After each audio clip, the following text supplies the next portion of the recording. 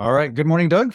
Glad to have you back. We missed the only holiday you celebrate, actually, November 5th. Why do you celebrate that day? Because it's Guy Fawkes Day.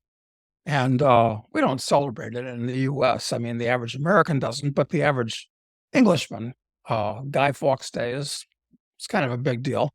I've been in England when Guy Fawkes Day has been celebrated. And it's said that Guy Fawkes is the only person that's ever entered Parliament with honest intentions.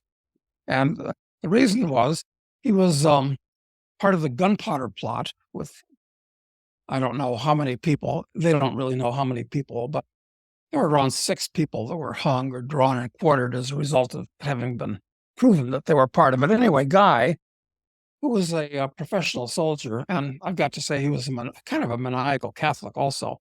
In 1605, when James I was King of England, uh, there were a lot of people, because you remember that Henry VIII, 100 years previous, had left the Church of England and Roman Catholicism.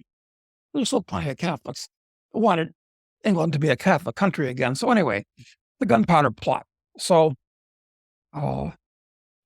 Parliament was convening on November 5th of 1605. And for some months before that, they'd been planning on blowing up Parliament when the king and all the ministers and everybody was going to be there then.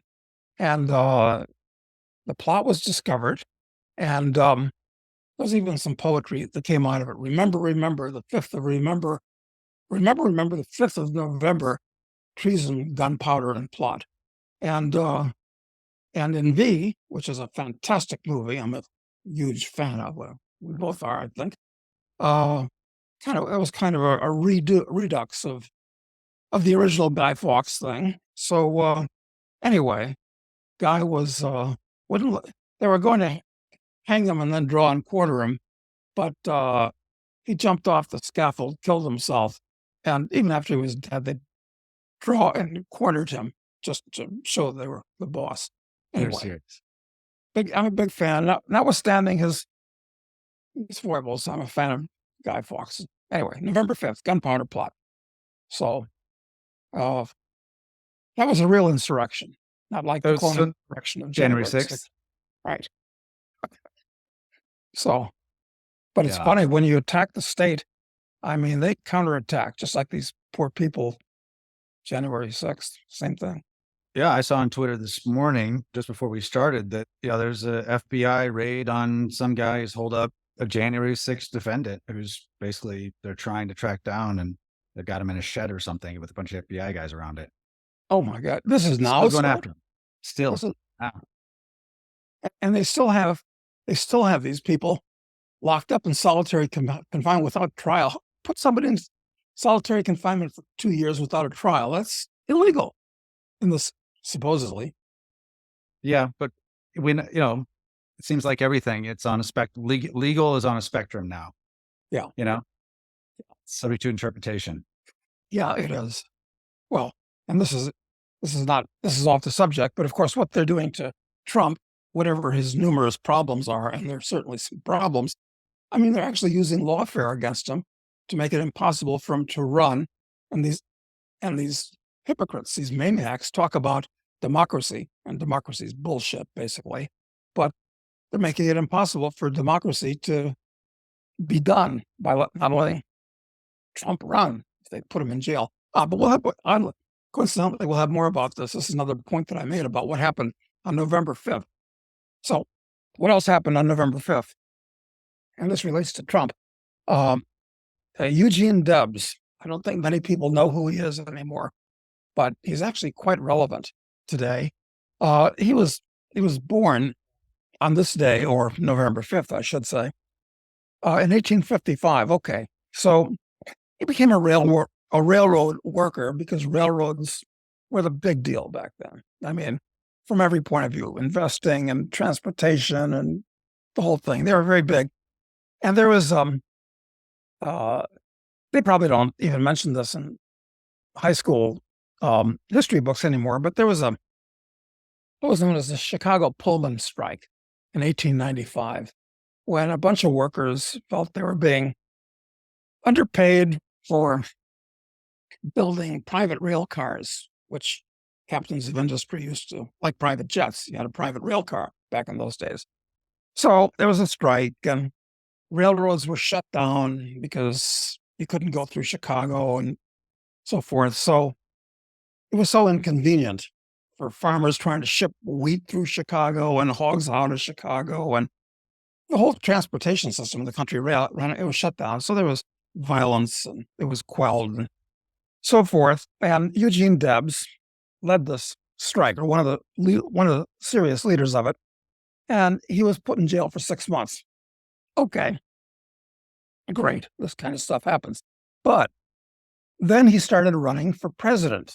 He founded the Socialist Party. He was a socialist, a Marxist, actually. He read Marx when he was put in jail the first time, and he read it, and he ran for office subsequently in 1900 and 1904 and up until 1920. He was running for office.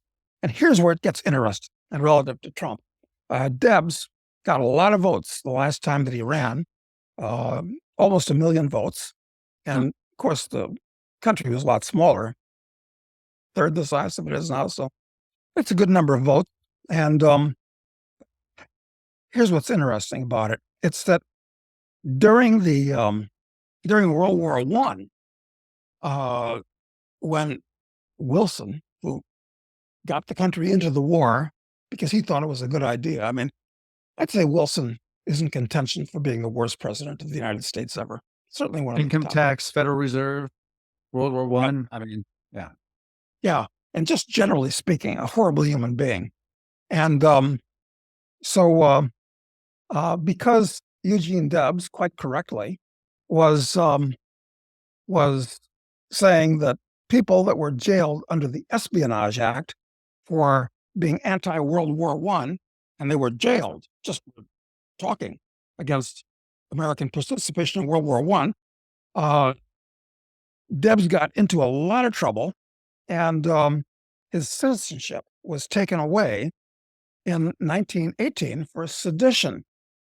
He was born in the U.S., but the government took his citizenship away because they accused him of sedition, which is basically what these guys of January 6th of a couple of years ago are accused of: sedition and trying to overthrow the government, the same stuff.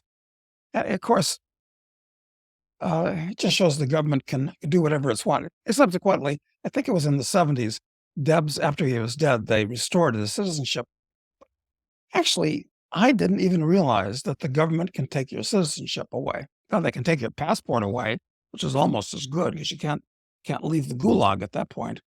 But anyway, Eugene Debs, like a lot of these socialist politicians, like Eugene McCarthy, who ran for president as a Democrat in '68, and in many ways a decent guy with very bad ideas, and bad things happened to him because he fought the state. So anyway, Well, and you got to Just- think that the Hmm? cover of war, what it allows governments to do and their overreach. And I mean, that's one of my worries about what feels like, the precipice of World War III. Because you look back at the Espionage Act and World War I and what they did, and I didn't know about this with Eugene. I didn't know that they took away. I never knew about him, but I never know they actually took people's citizenship away. But I know they jailed people. And then, of course, in World War II, I mean, you have the Japanese internment camps and among other things. So That's right. Yeah, war is the health of the state. And of course, we're moving into something that resembles World War III. So you can expect civil liberties, certainly while the Jacobins remain in office, to continue being encroached on. So anyway, he was born this day also. And what else happened? Oh, another bad thing happened. Roosevelt, this is election season, of course, although it's not a major election year. Roosevelt was elected for the third time in 1940. And so he broke a longstanding tradition ever since George Washington, who could have been reelected a third time, decided no, that would be too much like electing a dictator or a king. But Roosevelt, certainly one of the other three worst presidents in history, decided to run for office and was elected. So set a bad precedent, and they later passed an amendment against it, so it's illegal for that to happen now. So, and last, oh, it's not quite the last thing. Got to talk about current events. Make this relevant for people that are listening. Nobody wants a history lesson. But Sinclair Lewis won the Nobel Prize in 1930. A lot of people don't read Sinclair Lewis's novels. I've read several. I've read Aerosmith, about the medical business, and Babbitt. And he also did a book called Elmer Gantry. And everybody who hasn't seen that movie, Elmer Gantry, done off of Sinclair Lewis's book, stars Burt Lancaster about a preacher who gets out of control. But you should see that movie because Burt Lancaster is a fantastic actor. All the movies that he's ever been in are good just because he was in them, frankly. So anyway, getting back to Sinclair Lewis, popular novelist, and what he did was basically a socialist at heart. He didn't like middle-class American society, or he found problems with it. So Elmer Gantry about religion, and Babbitt, which became like a word in the English language. I don't know if it's used much anymore, is all the things that you may not like about middle-class businessmen, their hypocrisy and marginal dishonesty. It's just making fun of kind of American values. That's what Sinclair Lewis's books were about. So they're worth reading, I mean, frankly. So he won the Nobel Prize for Literature.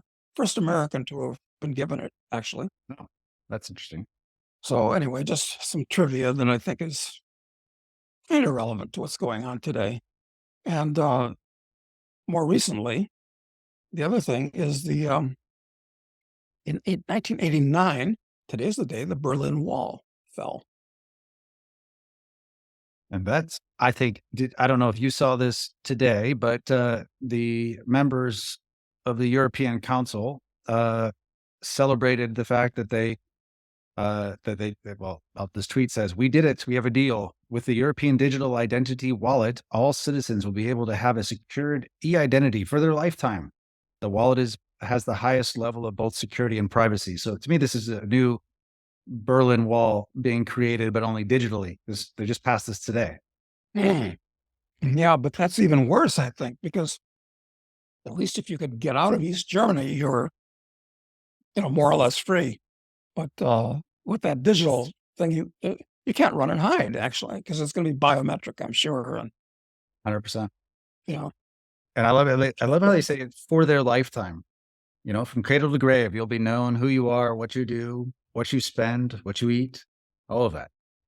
yeah. So you can be kept in the feedlot like a feedlot cow, and the only alternative is to become a feral cow out in the forest where you can be hunted by lions and tigers or whoever hunts cows in whatever part of the world you're in. So it's really bad. And oddly, related to this, just this morning, I gave a speech by Zoom to a group of 400 bankers and brokers and that kind of person in Munich. And the speech that I gave to them was basically, here are the reasons why Western civilization is collapsing and why you people are responsible for it, because you're not defending Western civilization. You're just trying to rub for a few more, euros, which is going to blow up in your face. And I basically insulted the audience, telling them that they were at fault for all the bad things that were happening by acting like Babbitts. In other words, what Sinclair Lewis was, kind of tied together, kind of oddly. So I'm not sure they liked the speech very much, but on the other hand, I don't really care. But did they respond to it at all? I mean, anyone have any complaints Well, about? I gave like a 5-minute introduction on why things were going to hell, and the fact that they're responsible for it by having no moral defense for capitalism.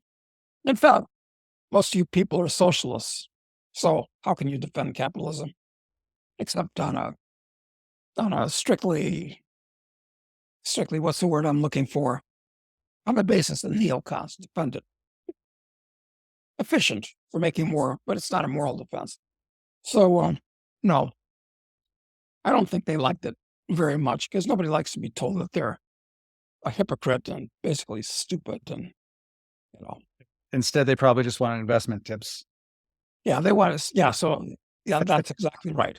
So, when the question and answer came up, nobody talked about anything important. They said, well, where do you think gold is going? And what should the central banks do? At which point I said, well, first of all, you shouldn't have central banks. I had to explain that to them. But, I tried to, with this German audience, I tried to, it's like a really stupid donkey. First, you have to get its attention by hitting it between the eyes with a 2x4. And that didn't work.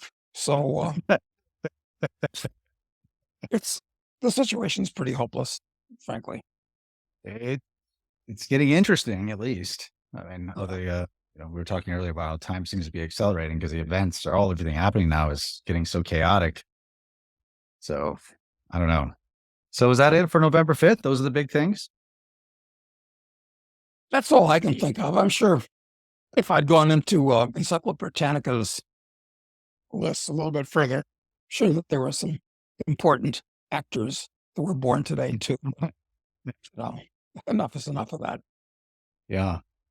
Did you see one of the things I wanted to talk to you about was something that you forwarded me an article last week about birders, people, fans what do they call it? Birding, who, that all of this, that the renaming essentially that the wokesters have actually infiltrated that scientific community there as well.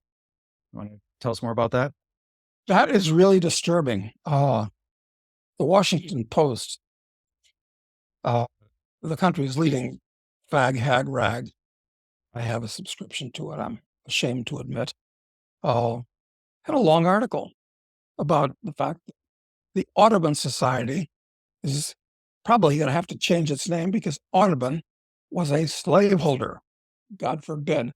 And so there are a lot of people who birds are named after. So and so's warbler, so and so's woodpecker, because they discovered it, including a couple birds that Audubon named. And they're going to get rid of that and kind of send those people down the memory hole because they were slaveholders. Okay, I'm against slavery. All right, fine. But these people are trying to, this is the same type of thing in the science world. It's happened with tearing down statues of Civil War generals and changing the names of Military bases, or yeah, exactly. These people are trying to destroy any semblance of tradition and history in the West, so that you destroy, people have nothing to hang on to but the new values that they're putting forward. So, and their new values are, I disapprove of them thoroughly. So anyway, here it is. It's happening even in the birding world of all things. Yeah, it was interesting. I dug into it just to kind of see who the people were around it, and I read this article and I read a few other things, including what appeared to kick it off back in 2000. It mentions in this article that in light of the George Floyd thing, of course, but also there was this case where this black birder in Central Park was falsely accused of assault by a white woman because he was he was in the bushes looking for birds, and she accused him of assault. So because of that, and on the back of the George Floyd thing, they came out with a whole new mission, really, to eliminate the inequities. And they identified a few birds in particular that were named by like Audubon, Audubon. But then also that what they finally decided, they got this community together of this special committee of members of this group together to kind of figure out which name should be prioritized. And ultimately, this group, the conclusion they came to is that all birds with any that are named after any person should be removed, whether they were slavers or not, because after all, the people didn't discover the birds, and mostly these white men, there were no women, barely, and so they should not get credit for discovering a bird because the birds were there before they saw them and named them. Yeah, it's a little bit like Obama having said, you didn't build that, somebody else built that. Yeah, it's sending things down the memory hole, as Orwell would have said, is the philosophical undertone behind all of this stuff. And nobody is coming out against it and saying, this is simply wrong. You cannot, in the manner of Joseph Stalin, uh, cut people out of photographs and make them disappear and become non-persons. I mean, history should be acknowledged for what it is. That's what the bird was historically called by the person that named it and described it. Fine. I mean, call new birds something else. Don't acknowledge somebody that finds a new bird. That's a good idea. Somebody goes into the New Guinea rainforest and finds a new bird. Oh, don't give them any acknowledgement. Right. It's the same thing. Yeah, and I think, the birding example is shocking because, like, how to me, how deep it was. Like, I didn't really realize, this woke stuff, you don't realize it seems like it's everywhere. But when, I look back at their, like, mission statement from 2000 and the people that are involved in it, like the current president-elect of that, society is she's a professor at some university in the Northeast. And apparently she has been tasked with, starting in 2015, being in charge of all curriculum for the university where she's at. So the person, so so you can be sure that these people are basically wringing out any kind of history or meaning from everything, not just this topic. One more argument why going to college today, unless you have to for STEM courses, is idiotic from absolutely every point of view. Yeah.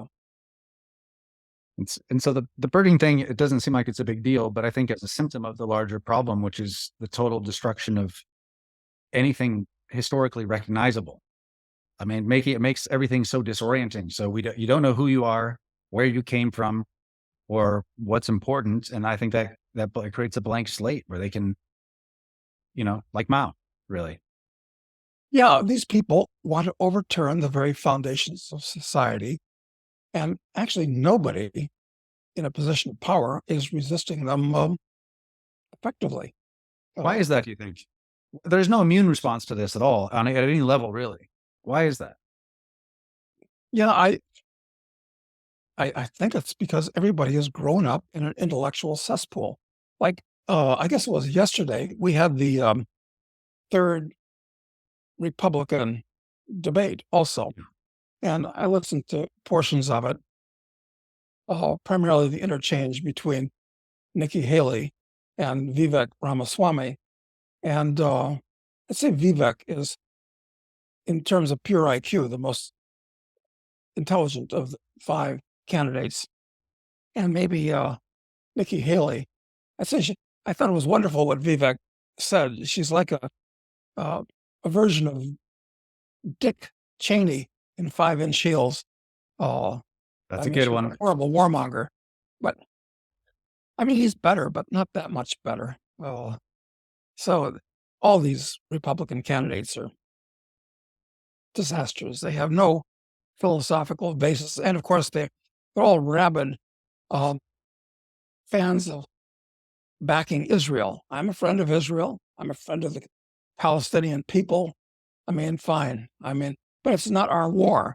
Every one of the five of them say, we'll stand behind our ally Israel, which is incredibly stupid. They're not our ally. They're a tiny little country on the other side of the world. They can't do anything for the U.S., but act as a tripwire to get us into trouble. So I wish the Israelis well, but I'm not going to chance World War III and further bankrupting the U.S. and making enemies of every Muslim in the world to pull their bacon out of the fire. Yeah, and you saw I forwarded to you that the released Apache video of the events on 10/7. This is Apache's attack helicopter, and it shows them launching Hellfire missiles indiscriminately into vehicles, whether they're Hamas or Israelis or attendees of the music festival or all three. They were doing that. They were blowing them up, and so a lot of the victims, that were associated with Hamas, it looks like a lot of them were killed by Israeli fire.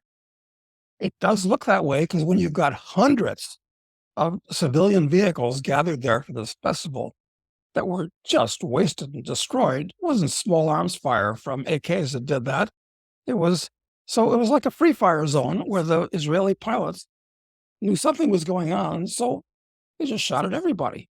And Yeah, and I mean, so one note I saw was this Apache pilot talks about uh, it goes they basically in minutes unload the entire belly of the aircraft on targets there, goes back, gets rearmed, comes back, does it again, and this happens many times. It's just and there were several of them, and that you can watch in the video, the targeting video. It's worse than that famous WikiLeaks video from Iraq, that Assange released or WikiLeaks released, where the American pilots taking out the civilian targets there with an yeah, Apache. It's worse than exactly. that. Yeah. So it appears that up until this point, the Israelis were lying about what really happened at that rock festival. You know, it's So what is so what so what is, so that's I mean that has all kinds of implications if they were. it does. And I don't support Hamas by any stretch of the imagination. Do not support Hamas. But there's this is this is this is just very bad news all the way around. I mean, it's it's just it's just horrible. I feel bad for those Israeli helicopter pilots too. I'm sure they felt like something's going on. We ought to do something. They didn't know, so it was a free fire zone. Yeah, I mean, but it's crazy that they got in order for it to be a free fire zone. I mean, that's what shocks me. Because when I first saw the cars leaving that and they were completely scorched, I was trying to think what I was like imagining these guys with grenades, maybe. I know, they have AK-47s, obviously can't do that. Grenades, like the fragments would not do that. So, and then, but you see it was a Hellfire missile. It all makes sense. Yeah, yeah, it does. So, well, it'll be interesting to see. Well, I always look at the bright side of everything, as you know. And the bright side of this is that people have forgotten about the Ukraine war, and it's going to come to an end, I think, with Russia basically getting. We've talked about this in the past. What it really should have had to start with: ownership of the Crimea and freedom from attack for the Donbass. That's what it was all about. So that's going to come to an end with 500,000 Ukrainians having died for no purpose at all, except this is also crazy. So you don't think you think that really will wind down at this stage? Yeah, I'm cautiously optimistic that it will. It's being superseded by this war of Israel against Hamas. And maybe the next one on the runway will be Serbia attacking Kosovo again. Hmm. Because how long ago was this? 20 years 92? ago, Kosovo, which was a province of Serbia, split off because it's mostly ethnic Albanians who had ethnically taken over the province of Kosovo. So the Serbs, you can't have a province break off, just like Donbass broke off from Ukraine or the southern states broke off from the U.S. Can't have that. If you run a government, you can't have somebody break off from it. So the Serbs were trying to get it back, and then the U.S. bombed the hell out of the Serbs. And apparently it's starting up again because the Kosovars are persecuting the Serbian minority in Kosovo. And, Hmm. their relatives in Serbia are. So, look, who knows who's right or who's wrong, who's good or who's evil. It's unfortunate, but it's none of our damn business. These people have to sort it out for themselves. Are the Kosovars, are they Muslim or are they Christian? Yes, Oh, they are. They're basically ethnic Albanians. okay. So they are.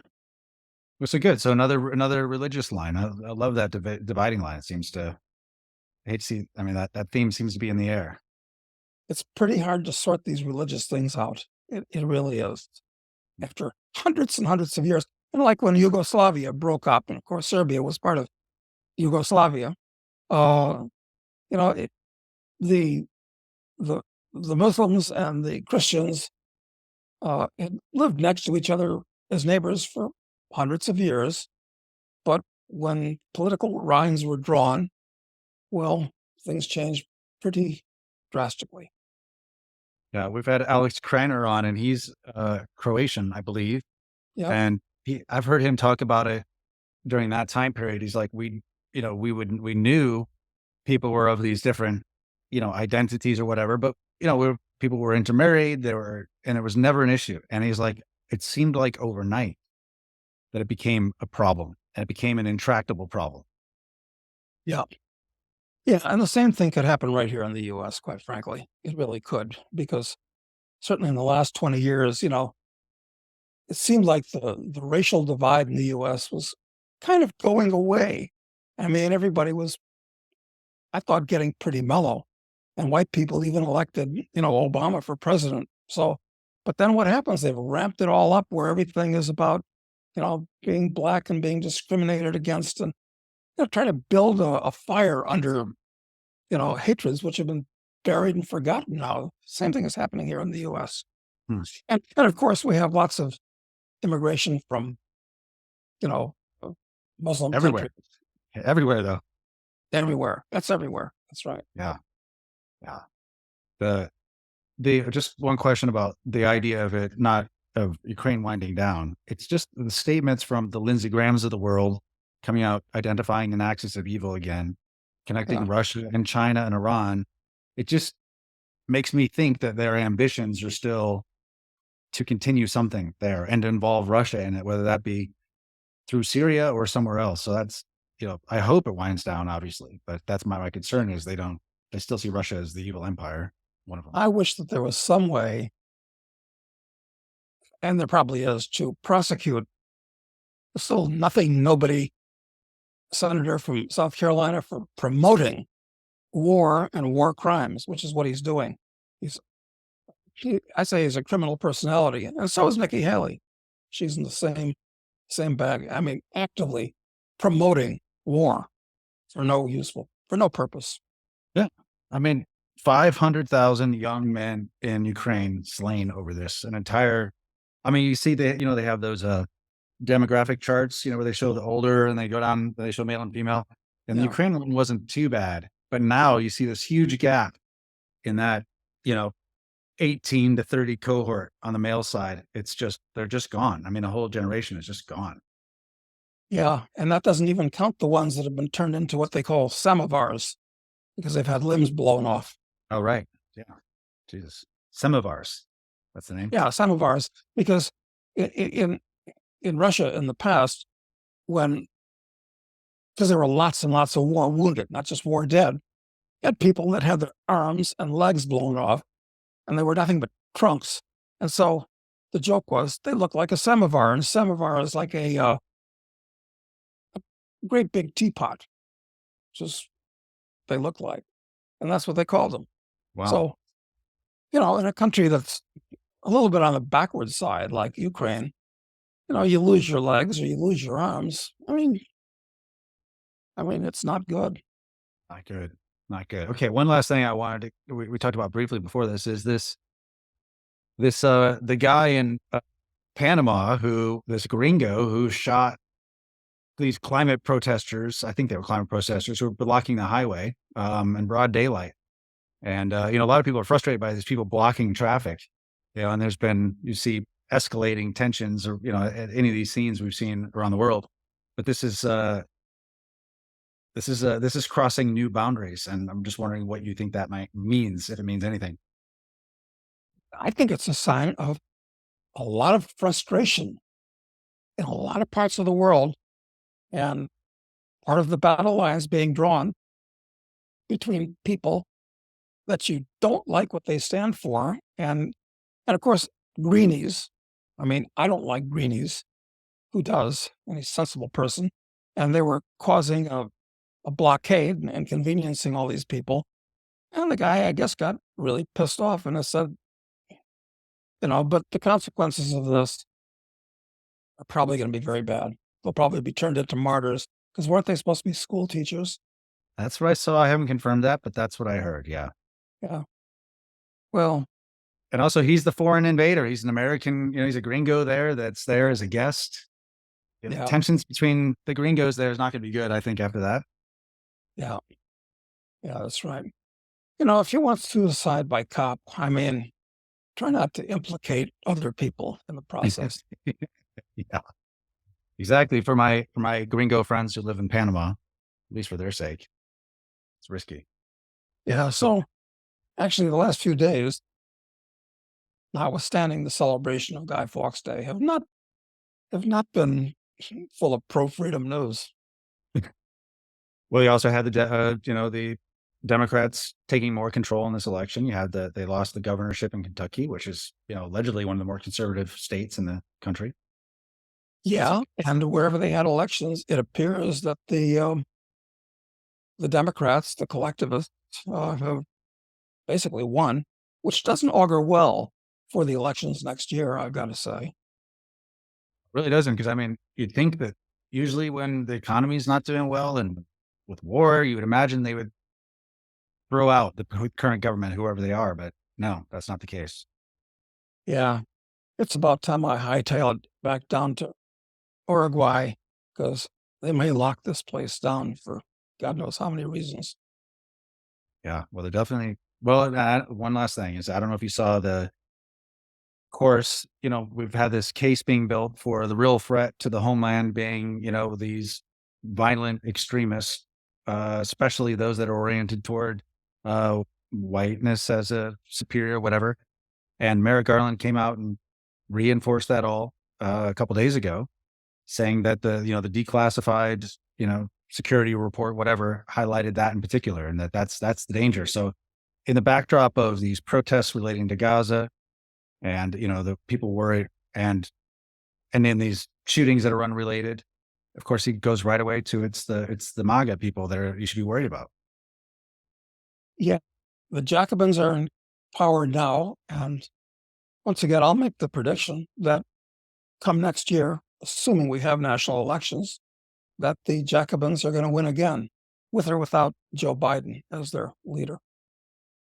That's one thing I like about Vivek. That said, I only saw clips of the debate, but he called out and said, why that Biden should step down because he's not the real president anyway.